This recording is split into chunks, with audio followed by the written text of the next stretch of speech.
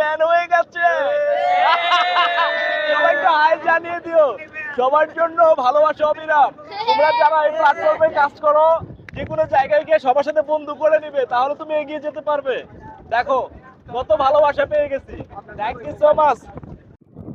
Hello my friends, আসলে এই 3 number বিপদ সংকেত দেখানোর পরে এই উপকূলীয় অঞ্চল এখন গত 3 দিন যাবৎ খুবই বাজে অবস্থা। কক্সবাজার এবং সারা বাংলাদেশ ব্যাপী বৃষ্টিপাত, ভারী বৃষ্টিপাত, এবং কক্সবাজারে বিশেষ করে আজকে গতকাল থেকেই খুবই বৃষ্টি ছিল। বেরোনোর মতো অবস্থান ছিল না। আজকে সারাদিন মানে নামাজের আগ পর্যন্ত রুমেই শুয়েছিলাম, কোনো মজা করতে পারি নাই বা বেরোতে পারি নাই। তারপরেও কিন্তু এখানে আজকে ফ্রাইডে মানে অফ ডে থাকার জন্য এখন কক্সবাজারে ঈদের আগে মানে এখন কোনো বাহির থেকে অত পর্যটক আসেনি, তবুও কিন্তু অনেক দর্শক রয়েছে, পর্যটক রয়েছে এই ফিলিংসটা নেওয়ার জন্য। সবচেয়ে মজার বিষয় হচ্ছে এই সময়টাতে আসলে মানে নিম্নচাপ থাকলে, বিপদ সংকেত থাকা অবস্থায় যদি কেউ এই সমুদ্র দেখতে আসে, সবচেয়ে বেশি মজা পাবে সমুদ্রের যে বিশাল একটা গর্জন, ঢেউয়ের যে একটা গর্জন আছে, এই আওয়াজটা বেশি পাওয়া যায়। আর জোয়ারের মাঝে পানিটা ফুলে থাকে আর মনে হয় অনেক বড় বড় ঢেউ। যখন সূর্যের আলোটা বেশি থাকে তখন এতটা উপলব্ধি করা যায় না এবং এই আওয়াজটাও পাওয়া যায় না।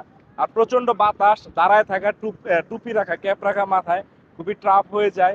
তো এই সময়টাতে আসলে সবাই মজা করতে পারবে। এখন ঈদের বেশ কয়েকদিন আগে, সপ্তাহখানেক আগে, তার জন্য পর্যটক একটু কম, হোটেল অনেক ফাঁকা ছিল। আসলে থাকার মতো অনেক স্পেস বা জায়গা আছে। যখন সিজনাল হয়ে যায় বা ঈদের পর থেকে, ঈদের একদিন পর থেকেই কিন্তু হোটেল বুকিং নিয়ে খুব একটা প্রবলেম হয়ে যায়। আসলে এই সময়টাতে ঘুরতে আসার সময়ও না। ঈদের পরেই সবাই ঘুরতে আসবেন, আর যারা ঘুরে গেছেন তাদের জন্য শুভকামনা এবং ভালোবাসা অবিরাম। আমার সাথে সবাই এভাবেই সঙ্গেই থাকবেন। আমি যখন যেখানে যাই আপনাদেরকে ভিডিওর মাঝে উপস্থাপন করব, আপনারা পাশে থাকবেন। বাংলাদেশ ঘোরা শেষ হলে আমি অবশ্যই দেশের বাইরে ঘুরতে যাব, এভাবেই পাশে থাকবেন। আর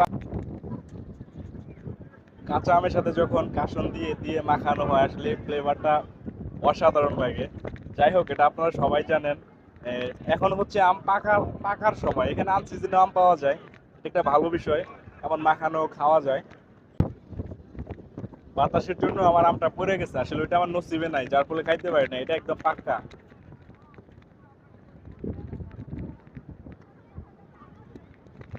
এই পিসটা মিষ্টি ছিল, যার ফলে মুখ টুক পাকা হয় নাই। একটু গান করতে চাই। আমি তো অনেক দিন আকাশের তারা গুনি না, আমি তো এখন আর আমাকে খুঁজে পাই না। আমি তো তোমাদের পথের কাঁটা হয়ে আচমকা ঘৃণার মাঝে বেঁচে থাকা দায়। এই কয়েকটা দিন বাঁচার জন্যে বাঁচতে চাই না।